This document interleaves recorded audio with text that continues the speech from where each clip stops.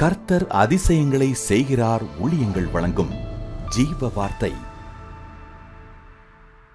இந்த நாளிலும் கர்த்தருடைய ஊழியக்காரர் உங்களை வாழ்த்துகிறேன், உங்களை ஆசீர்வதிக்கிறேன். நீங்கள் ஆசீர்வாதமாக இருப்பீர்கள். ஏசப்பா உயிரோடு இருக்கிறார். அவர் நம்மோடு கூட இருக்கிற ஒரு தெய்வம், நம்மை நடத்துவார். அவரை சார்ந்து கொள்ளுங்க, அவரை நம்புங்க, அவருடைய வசனங்களை நம்புங்க. உங்களுக்காக நாங்கள் தொடர்ந்து ஏதாவது காரியங்களுக்கு ஜெபிக்க விரும்பினா கமெண்ட் செக்ஷனில் அனுப்புங்க. கர்த்தர் உங்களுக்கு விடுதலை தருவார். நாங்கள் உங்களுக்காக ஜெபிக்கிறோம். இன்றைய ஜீவார்த்தைக்கான வசனம் சங்கீதம் 18:24. ஆகையால் கர்த்தரின் நீதிக்கும் தம்முடைய கண்களுக்கு முன் இருக்கிற என் கைகளின் சுத்தத்திற்கு தக்கதாக எனக்கு பலன் அளித்தார். எனக்கு பலன் அளித்தார். சங்கீதக்காரன் சொல்லும்பொழுது சொல்லுகிறார், என் கைகளின் சுத்தத்துக்கு தக்கதாக எனக்கு பலன் அளித்தார். அப்படின்னு என்ன அர்த்தம்? நம்முடைய சுத்தமான வாழ்க்கை, நம்முடைய பரிசுத்தமான வாழ்க்கை, நாம் கர்த்தருக்கு பிரியமாய் நடக்கிற ஒரு வாழ்க்கை, அதை ஆண்டவர் பார்க்கிறார்.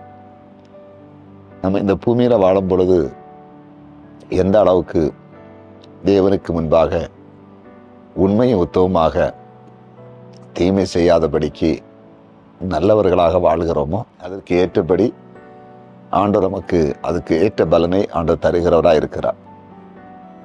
ஏன்னா அவன் கிரிக்கு தக்கன பலனை அவனுக்கு கொடுக்கிறார் என்று வேதம் நமக்கு தெளிவாய் சொல்லுகிறது. அதனால நம்ம இந்த பூமியில எதை செய்கிறோமோ அதுக்கேற்ற பலன் நமக்கு உண்டு.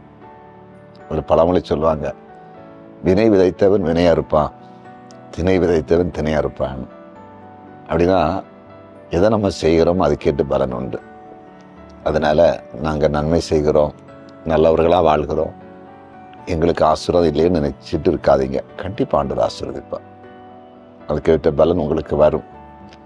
உங்களுக்கு எதிராக சில நேரத்தில் சில தீமையால் காரியங்களை செய்து இருப்பாங்க, அந்த தீமைக்கேற்ற பலனை அவங்களுக்கு கர்த்தர் கொடுப்பார். அதனால் சோர்ந்து போகாதீங்க. கர்த்தர் உங்களுடைய வாழ்க்கையை கண்ணோக்கி பார்த்து உங்களுக்கு அதுக்கேற்ற பலனை அவர் தரப்போகிறார். நீங்கள் நன்மையை சுதந்திரிக்க போகிறீங்க, நீங்கள் சாட்சியாக மாற போகிறீங்க. அதிசயம் நடக்க போகிறது. உங்கள் துக்கம் சந்தோஷமாக மாறும். இன்றைக்கு அற்புதம் நடக்க ஆரம்பிக்க போகிறது. இன்றைக்கே நாளைக்கு அல்ல, இன்று முதல் நான் உங்களை ஆசீர்வதிப்பேன்னு சொல்லியிருக்கிறார். இன்று முதல் ஆண்டவர் ஆசீர்வதிப்பார். ஜெபமா ஜெபிக்கலாம். எங்கள் அன்பு தகப்பனே, எங்கள் கைகளின் சுத்தத்துக்கு தக்கதாக எங்களுக்கு பலனளிக்கிற தெய்வமே, நீர் நல்லவராக இருக்கிறீர். அதற்காக ஸ்தோத்திரம். உம்முடைய கிருபைக்காக நாங்கள் நன்றி செலுத்துகிறோம்.